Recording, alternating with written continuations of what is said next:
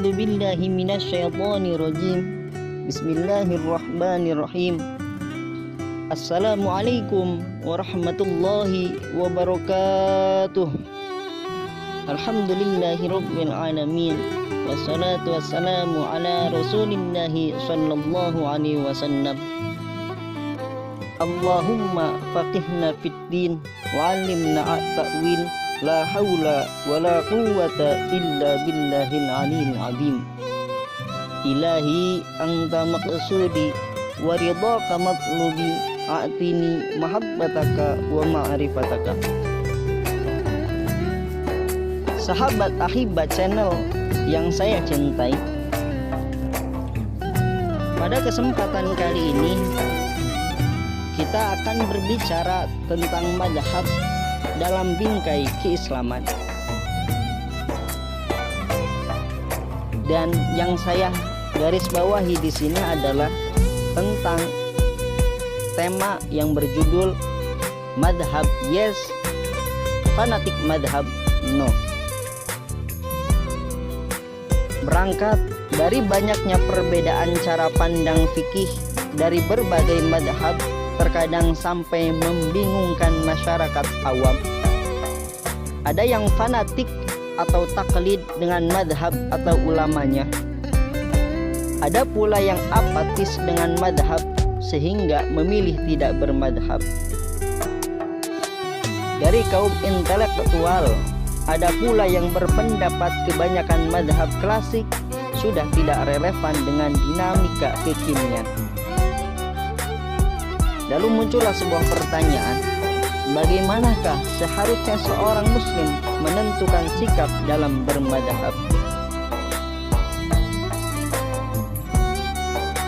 Umat Islam perlu memahami, dalam menjalankan syariat apalagi menetapkan suatu hukum, tidak cukup dengan mengambil Al-Quran dan hadis secara mentah-mentah. Ayat Al-Quran atau hadis yang dijadikan dalil mungkin tidak salah, tapi pemahaman tafsir atau hadis yang dijadikan dalil itu yang mungkin keliru. Jadi dalam mengkaji tafsir Al-Quran maupun hadis perlu dijembati dengan tafsir-tafsir serta pendapat ulama. Melihat beberapa tahun terakhir, semangat keberagamaan terasa semakin meningkat di bumi pertiwi Indonesia ini. Hal ini tentu sesuatu yang sangat bagus dan positif. Begitu juga bersamaan dengan tingginya semangat beragama ini, ramai pula gerakan-gerakan serta perkataan-perkataan dari sekelompok orang yang berkata, kembalilah kepada Al-Quran dan Sunnah, yang akhirnya memunculkan berbagai pertanyaan tentang madhab itu sendiri. Seperti yang kita ketahui secara umum, dalam Islam terdapat 4 madhab, di antaranya madhab Syafi'i, madhab Maliki, madhab Hanafi, dan madhab Hanbali. Menurut Ustadz Taufikur Rahman, Dekan Fakultas Dakwah Perguruan Tinggi Ilmu Al-Quran atau kita kenal dengan PTIQ Jakarta, sejatinya madhab diperlukan agar kaum muslimin punya pegangan perangkat ilmu yang disiplin dan sinabung kepada para ulama dan Nabi Muhammad SAW, atau yang dalam Islam disebut sebagai sanad.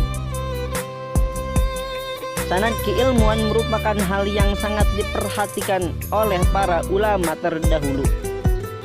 Imam Nawawi dalam Syarah Muslim mengutip dari Abdullah bin Al-Mubarak yang wafat tahun 180 Hijriah berkata, sanad itu termasuk dari agama. Kalau seandainya tidak ada sanad, maka orang akan berkata sekehendak apa yang dia inginkan. Memang bermadhab tidak suatu kewajiban setiap muslim dalam beragama. Selain itu, memang ada metode lain, yaitu tarjih yakni membandingkan sumber dan uraian yang paling kuat lalu dipilih.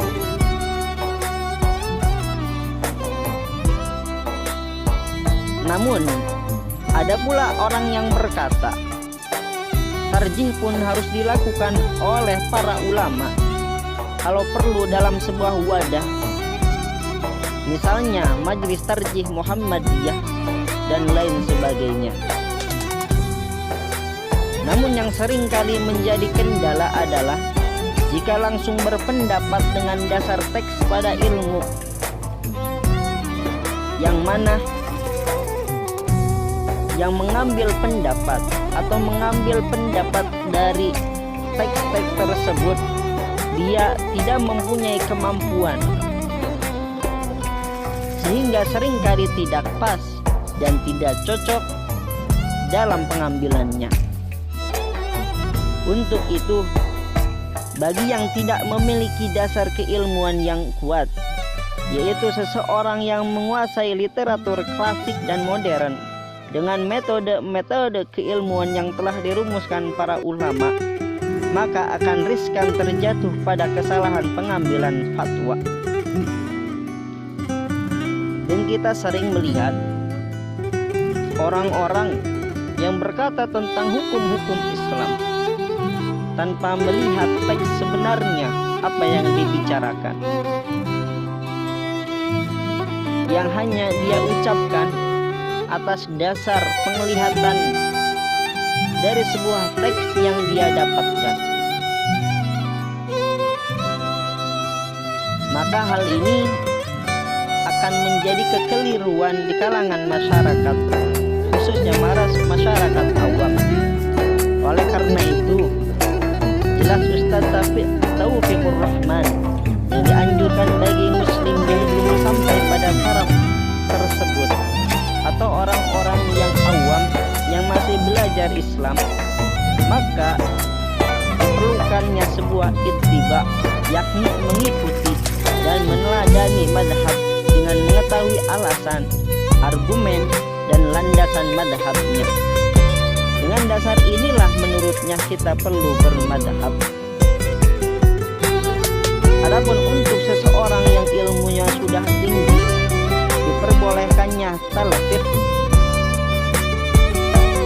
Jelasnya lagi, talfiq maksudnya adalah ketika seseorang bisa memilih atau mengikuti pendapat madhab lain untuk hal-hal tertentu yang dianggap sumber dan pendapatnya lebih kuat. Seperti contoh, pada saat tertentu orang tersebut bisa pakai pendapat madhab lain yang dapat digunakan jika keadaan mengharuskan. Semuanya benar karena itu bagian dari ijtihad. Seperti contoh pula, jika di dalam madhab Imam Syafi'i seseorang yang menyentuh kulit perempuan dan laki-laki, maka batal ketika dia mempunyai wudhu.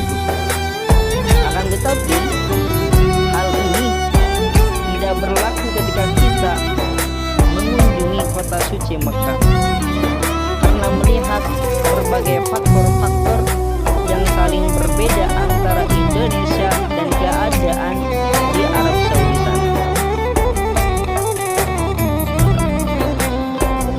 Dikarenakan seorang muqallid ataupun pengikut madhab tidak mesti selalu mengikuti pandangan dari madhabnya. Madhab dalam fikih tidak seperti sekte dalam agama Nasrani, sebab madhab adalah sebuah metodologi dalam menarik kesimpulan hukum yang bersumber dari Al-Quran dan Sunnah. Sedangkan sekte dalam agama Nasrani merupakan perpecahan pada wilayah yang paling mendasar dalam suatu agama. Tidak ditemukan satu dalil pun yang mewajibkan untuk berpegang kepada satu pendapat saja dari pendapat yang telah diberikan ulama. Bahkan para sahabat Nabi Shallallahu Alaihi Wasallam dahulu pun tidak pernah diperintahkan untuk merujuk kepada pendapat salah satu dari sahabat bila mereka mendapatkan masalah agama. Jadi tidak ada istilah berpindah madhab atau berganti-ganti madhab. Namun sebagai muqallid, ada adab yang harus diperhatikan dalam bermadhab. Seseorang tidak boleh mengambil atau mengumpulkan yang mudah-mudah saja dari setiap madhab. Sifat talfiq ini dicela karena menggampang-gampangkan agama. Sebagai contoh, pandangan madhab Maliki yang membolehkan nikah tanpa wali. Pandangan madhab Hanafi membolehkan nikah tanpa saksi. Jika digabungkan, maka tindakan talfiq membolehkan nikah tanpa wali dan saksi. Tentu ini menjadi perkara mungkar. Bagi mereka yang masih pemula dan awam dalam hukum Islam, disarankan memang mengkaji satu madhab fikih saja. Bagi yang level lanjut, disarankan untuk mengkaji fikih perbandingan madhab. Metode ini jarang sekali dikaji karena kurangnya referensi atau ulama yang pakar dalam hal ini. Begitu juga ketika seseorang bermadhab, jangan sampai orang tersebut fanatik madhab atau dengan perkataan-perkataan yang populer di masyarakat dengan istilah mengkultuskan syekhnya atau gurunya, yang mana hal ini akan menjadikan pemikiran atau gerak-gerik dia dalam beragama terlihat kaku dan tidak menyesuaikan dalam keadaan dan kondisi yang sedang dia alami. Karena seseorang yang mengikuti atau berpendapat hanya satu madhab, terlihat seorang tersebut seperti bongkahan-bongkahan es yang membeku, yang mana dia tidak bisa mencairkan diri dalam kondisi tertentu. Dia akan berpegang teguh kepada pendiriannya, kepada pendapatnya, dan kepada hukum yang dia pegang. Jadi ketika ada pandangan, ada pendapat dari selain pendapat yang dia pegang, seringkali dia akan menyalahkan dan tidak menerima atas pandangan-pandangan di luar pandangan yang dia pegang. Hal ini akan menimbulkan keresahan, bahkan terjadinya sebuah perpecahan karena antara satu dengan yang lain akan silih menyalahkan, tidak menimbulkan suatu kebijaksanaan dalam melihat perbedaan, sehingga banyak terjadi di masyarakat yang mana dalam sebuah masjid contohnya,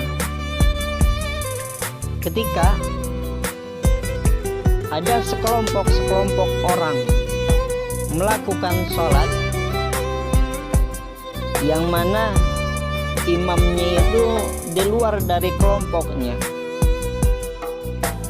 maka dengan pandangan sinis dan negatif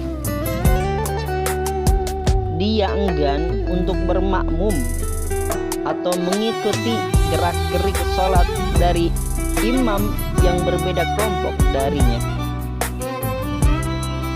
Bahkan kabarnya ada yang ekstrim, yang mana ketika ada seseorang yang sholat di dalam masjidnya atau yang masjid yang biasa dia pakai untuk sholat, ketika orang tersebut datang ke masjidnya lalu mengerjakan ibadah, ketika selesai dia pergi dari masjid tersebut, maka pemilik atau pengurus masjid tersebut akan melakukan pencucian atau membersihkan bekas orang yang tadi sholat di dalam sana. Hal ini akan menjadikan ketidakharmonisan dalam beragama ataupun berbangsa, yang akhirnya tujuan Islam untuk mendamaikan khususnya umat-umat beragama akan sulit tercapai dikarenakan kefanatikan madhab yang terlalu tinggi.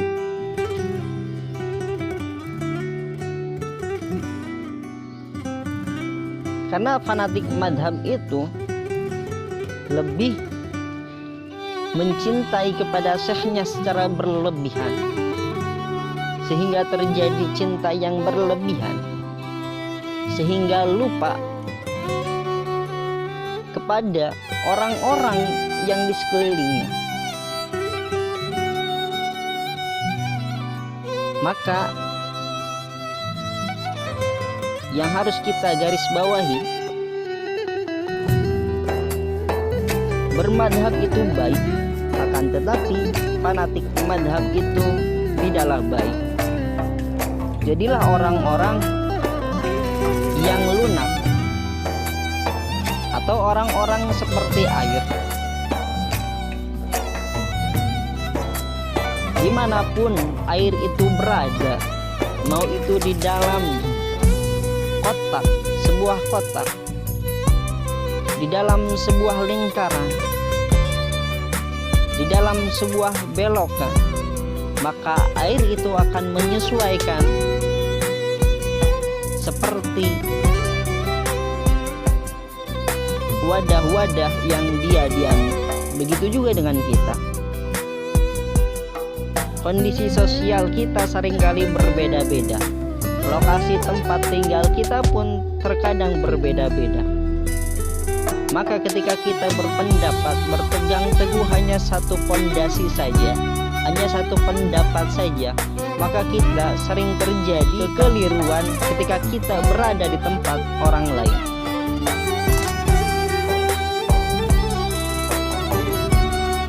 Mungkin segitu saja perbincangan kita tentang madhab.